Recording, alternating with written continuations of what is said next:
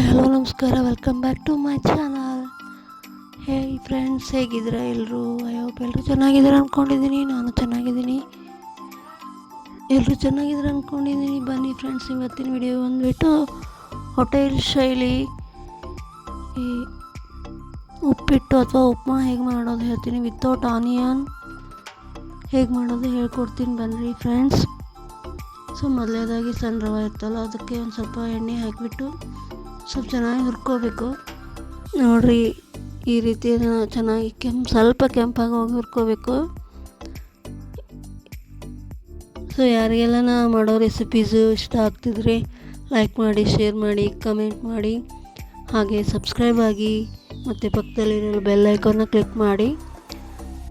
So ಪೂರ್ತಿ video ನೋಡಿ, skip ಮಾಡಿದೆ. ನಾ ಯಾವ ರೀತಿ ರೆಸಿಪಿ ಮಾಡಿದ್ದೀನಿ, ಇದನ್ನು ಉಪ್ಪಿಟ್ಟು ಯಾವ ರೀತಿ ಮಾಡಿದ್ದೀನಿ ಅಂತ ನಿಮ್ಗೆ ಗೊತ್ತಾಗುತ್ತೆ.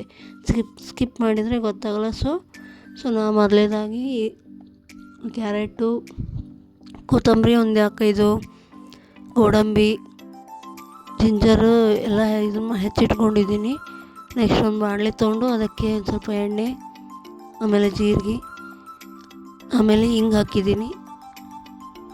ನೆಕ್ಸ್ಟ್ ಹಸಿಮೆಣ್ಸಿನ್ಕಾಯಿ ಹಾಕಿ ಸ್ವಲ್ಪ ಸ್ವಲ್ಪ ಆಡಿಸ್ಕೋಬೇಕು ಚೆನ್ನಾಗಿ. ಆಡಿಸಿದಾದ್ಮೇಲೆ ಇದಕ್ಕೆ ಕ್ಯಾರೆಟ್ ಹಾಕ್ಕೊಳ್ರಿ.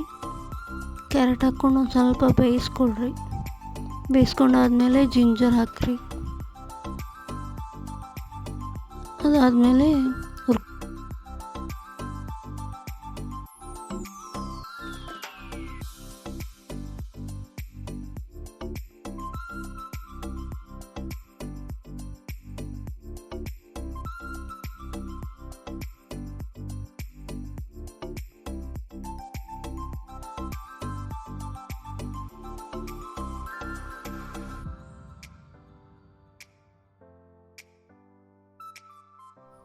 ಆಮೇಲೆ ಗೋಡಂಬಿ ಹಾಕ್ಕೊಂಡು ನಮಗೆ ಎಷ್ಟು ಕನ್ಸಿಸ್ಟೆನ್ಸಿ ನೀರು ಬೇಕೋ ಅಷ್ಟು ನೀರು ಹಾಕ್ಕೊಂಡು ರವೆ ಹಾಕ್ಕೋಬೇಕು. ನಮ್ಮ ಅಳತೆ ಇರೋ ನೋಡಿ, ಕನ್ಸಿಸ್ಟೆನ್ಸಿ ನೋಡಿ ನೀರು ಹಾಕ್ಕೋಬೇಕು ಅದಕ್ಕೆ. ಯಾಕಂದರೆ ಒಬ್ರೊಬ್ರು ಮೆತ್ತಗೆ ಇಷ್ಟಪಡ್ತಾರೆ, ಒಬ್ರೊಬ್ರಿಗೆ ಸ್ವಲ್ಪ ಉದುರಾಗಿ ಇಷ್ಟಪಡ್ತಾರೆ. ಸೊ ಇದು ಮೆತ್ತಗೆ ಮಾಡಿದ್ರೇ ತುಂಬ ಚೆನ್ನಾಗಿರುತ್ತೆ ಸಣ್ಣ ರವದ್ದು. ಸೊ ಹಾಗಾಗಿ ಈ ರೀತಿ ಆಗಿದೆ ನೋಡಿರಿ, ಚೆನ್ನಾಗಿ ಬಂದಿದೆ. ಟೇಸ್ಟು ಚೆನ್ನಾಗಿತ್ತು. ತಿಂದೆ ಒಂದ್ಸಲ ಮನೇಲಿ ಮಾಡಿರಿ, ತುಂಬ ಚೆನ್ನಾಗಿರುತ್ತೆ ನೋಡಿರಿ.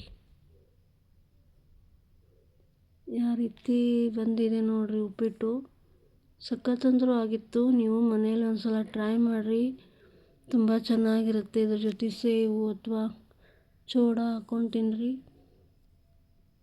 ಚೆನ್ನಾಗಿರುತ್ತೆ. ಬೆಳಗಿನ ನಾಷ್ಟಕ್ಕಂತೂ ಸೂಪರ್ ಇರುತ್ತೆ.